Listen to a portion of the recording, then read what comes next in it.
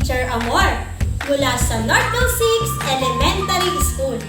At nandito ako upang magbahagi ng kwento. Kwento tungkol sa isang palaka na pinamagatang Kokak, ako'y isang palaka. Tara, halika. Tara na, makinig ka. Halika, halika, makinig ka na. Halika, halika, makinig ka na. Ako ay itlog. Nagmula ako sa isang palaka. Nakadikit ako sa kung anong dahon sa ilalim ng tubig. May kung anong parang malagkit sa palibot ko. Napisa na ang itlog. Isa na akong butete. May malaki akong ulo at mahabang buntot. Masigasig akong nag-ehersisyo araw-araw. Tingnan mo! May dalawa na akong paa sa likod. Umiksi na rin ang buntot ko. Uy! Wala na ang buntot ko. Isa na akong munting palaka. Ang saya! Gustong-gusto ko ang tag-ulan. Maganda kasi at malamig. La la la la la la la la la.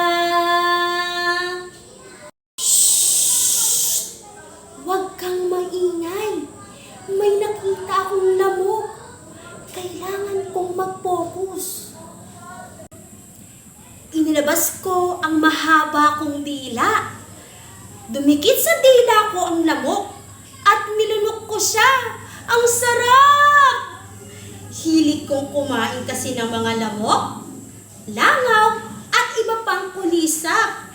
Ang sarap-sarap! Naku! Gusto kong kainin ng ibon. Dagli akong tumalon sa tubig. Makalipas ang ilang saglit, sumilip ako sa ibabaw ng tubig. Nasaan na kaya ang ibon? Lumukso ako sa mga palumpong. Naku! Nasa likod ng kaibigan ko ang ibon! Ngunit, natakot ang ibon. Nakita nito ang mga marka sa likod ng kaibigan ko. Parang dalawang malaking mata ang mga markang iyon. Mapalad ang kaibigan ko. Dahil sa takot, mabilis na lumipad palayo ang ibon. Tag-ulan na.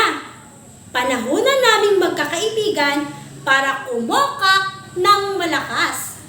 La la la la la la la la la la, kokak, kokak, kokak. At dito na nagtatapos ang ating kwento. Nagustuhan niyo ba ang aking kwento? Hanggang sa muli, paalam!